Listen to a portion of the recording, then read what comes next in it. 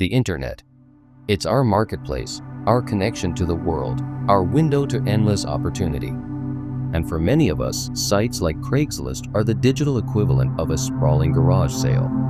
A place to find a bargain, to offload that old couch, or maybe, just maybe, find that one item you've been searching for. The thrill of the deal, the promise of a hidden gem. It's a modern-day treasure hunt. But the internet is also a place of anonymity. You're not just dealing with items, you're dealing with strangers. You invite them into your life based on a few lines of text and a grainy photo. You trust. But what happens when that trust is broken? What happens when the person on the other side of the screen isn't who they say they are? For most, it's a simple, harmless transaction.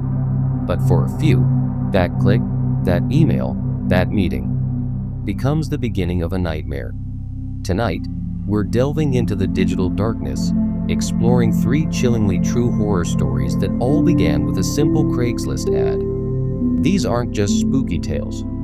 They are harrowing accounts from real people who found something far more sinister than a bargain. Story 1. The Roommate. Our first story comes from a college student we'll call Michael. In 2018, Michael was desperate. He was juggling 2 part-time jobs and a full course load, and his financial aid had just been reduced. He needed a cheap place to live, and fast. After weeks of fruitless searching, he stumbled upon an ad on Craigslist that seemed too good to be true. The price was incredible for the area. The ad explained the owner was a middle-aged man who rented the upstairs rooms to women, as he'd had bad experiences with male tenants causing damage. He claimed he was rarely seen, having his own entrance and kitchen in the basement. It seemed like the perfect, quiet setup for a stressed-out student. Michael, despite being male, decided to email anyway, explaining his situation and assuring the owner he was quiet and responsible. To his surprise, he got a reply. The owner, a man named John, said he appreciated the honesty and agreed to meet. Michael brought his mom with him to view the place, a safety precaution she insisted on. John opened the door and was incredibly welcoming. While he was middle-aged, the house was clean, and the kitchen and living room were nicely furnished. He engaged in friendly conversation with Michael's mom, putting them both at ease when everything seemed perfect. John then offered to show Michael the available room. As they walked towards the staircase, John mentioned something odd. He said the room was actually in the basement. This contradicted the ad, which stated the rooms were upstairs. When Michael questioned this, John just smiled and said he'd made a mistake in the posting and that the basement room was much larger and more private. Against his better judgment, feeling the pressure to find a place, Michael followed him down a narrow staircase into a dimly lit, unfinished basement. The air grew cold and musty. The room was a sectioned-off area, but what immediately caught Michael's attention wasn't the space itself. It was a large, heavy wooden door at the far end of the basement. It was bolted from the outside with 3 separate, heavy-duty locks. Michael asked what was behind the door. John's friendly demeanor vanished for a second. He replied curtly that it was just storage, and that he was very serious about his privacy. Despite the mounting red flags, Michael was out of options and time. He took the room. The first week was uneventful. He rarely saw John, just as promised. But then, the noise started. Late at night, he would hear faint scratching sounds coming from the direction of that heavily bolted door. He tried to convince himself it was pipes or rodents. One night, while studying, he heard it again, but this time it was different. It wasn't scratching. It sounded like tapping. 3 distinct taps. Pause. Then 3 more. He froze, listening. It was a clear, deliberate pattern. His heart hammered in his chest. Over the next few days, the tapping became a regular occurrence, always late at night. He started losing sleep. His grades began to suffer. He was terrified to be in the house, but even more terrified of the confrontation. The breaking point came a week later. He came home early from a canceled class and found the main house door unlocked. He called out for John but got no answer. A strange feeling of dread washed over him as he headed to the basement. As he reached the bottom of the stairs, he saw it. One of the 3 bolts on the strange door was unlocked. He knew he shouldn't, but a morbid curiosity, an overwhelming need to know, took over. He crept closer to the door. As he did, he heard a new sound. A soft, muffled whimpering. It was a person. There was someone in that room. Suddenly, he heard the front door of the house slam shut upstairs. Heavy footsteps stomped across the floor above him, heading for the basement stairs. Panicked, Michael didn't think. He ran. He scrambled out a small basement window, scraping his hands and knees, and didn't stop running until he was blocks away. He never went back. He left his deposit, his clothes, everything. He called the police from a payphone and told them what he'd heard.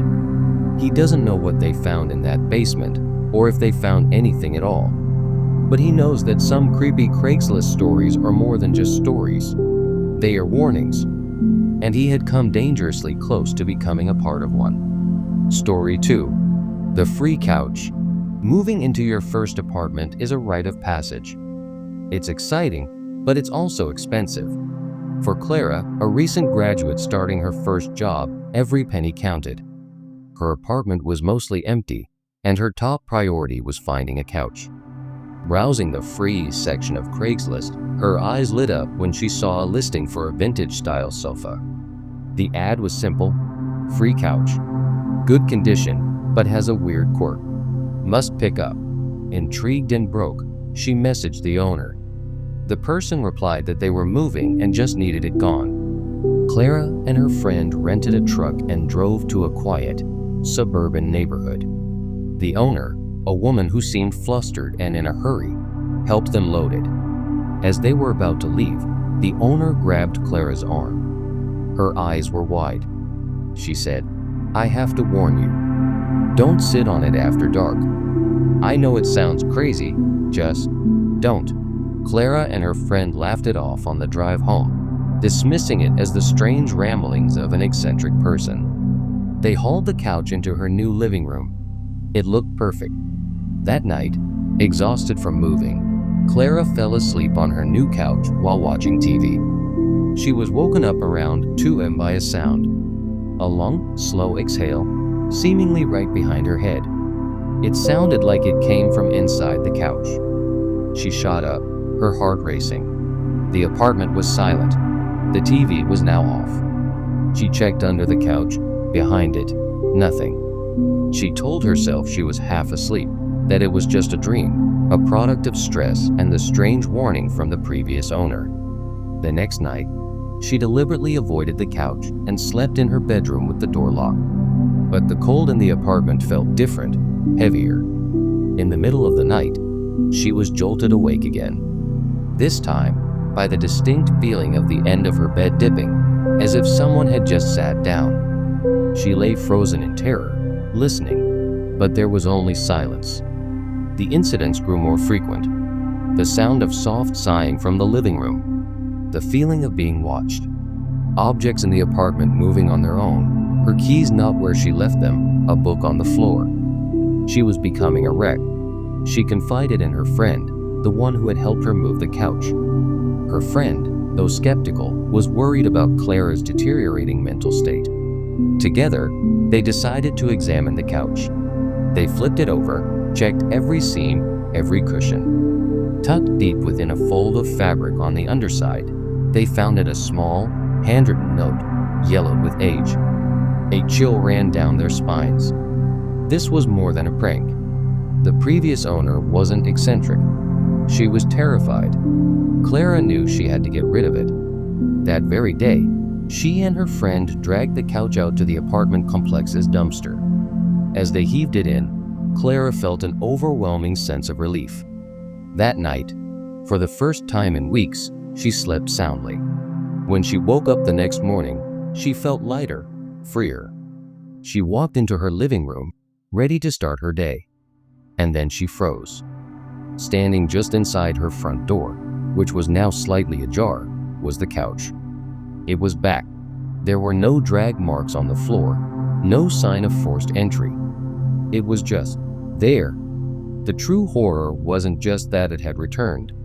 It was the realization that the note was wrong. It didn't just follow. It had found a new home. Story 3. The job offer. In a world of economic uncertainty, desperation can make you lower your standards.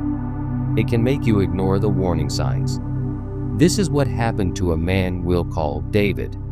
After being laid off, with bills piling up, he spent his nights scouring Craigslist for any work he could find. He was applying for everything when he saw a listing that made his heart skip a beat. Narrator, $500 for 4 hours of simple organizing. It was too good to be true, and he knew it. The ad was bare bones, with no phone number, just an anonymous email address. But David was desperate. He emailed, and to his shock, got a reply within minutes. The sender, Daniel, gave him an address deep in a rural, wooded area about an hour outside the city. The drive was unsettling. Cell service dropped halfway there. He arrived at a long, unpaved driveway leading to a small, isolated cabin. Daniel was waiting on the porch. He was a thin man with a tired, vacant look in his eyes. He explained the job was simple. Just move some boxes from one room to another. He led David inside. The cabin was sparse, but the air was thick with a strange, sweet smell, like bleach mixed with something else. Daniel led him to a back room filled with dozens of sealed cardboard boxes. He instructed David to move them into the adjacent empty room. As David worked, Daniel just stood in the doorway, watching him. Not helping, not speaking. Just watching. The silence was unnerving. After about an hour, David had moved most of the boxes. Only one remained.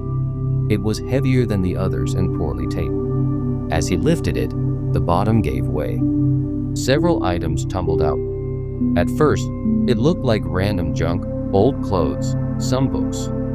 But then he saw a wallet. He picked it up. Inside was a driver's license. The picture was of a young man, about his age. Then he saw another wallet, and another.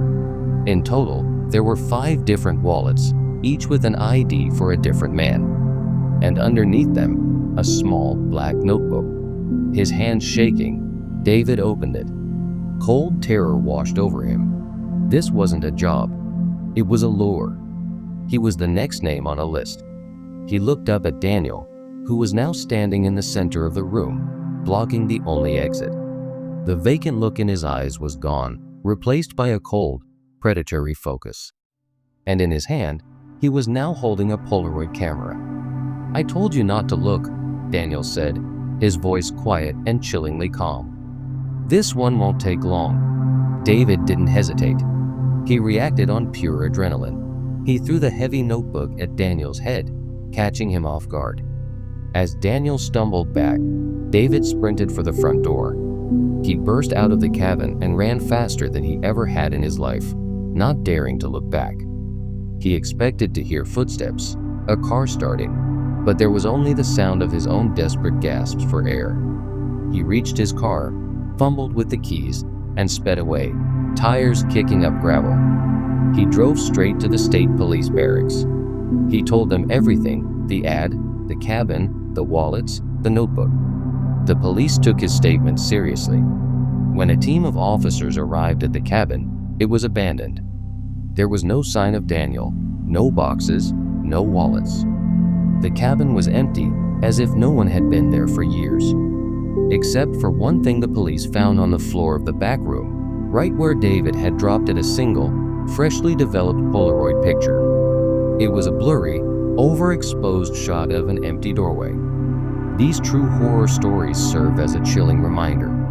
In the vast, anonymous world of online classifieds, you never truly know who you're dealing with. So the next time you're chasing a bargain, remember these stories. Be careful. Be aware. Because sometimes, the price you pay is much, much higher than you could ever imagine. If these creepy Craigslist stories sent a chill down your spine, do us a favor and hit that like button. And if you want to hear more tales from the dark side of the internet, Make sure to subscribe and turn on notifications so you don't miss our next video. Have you had a creepy encounter from an online ad? Share your story in the comments below. Stay safe out there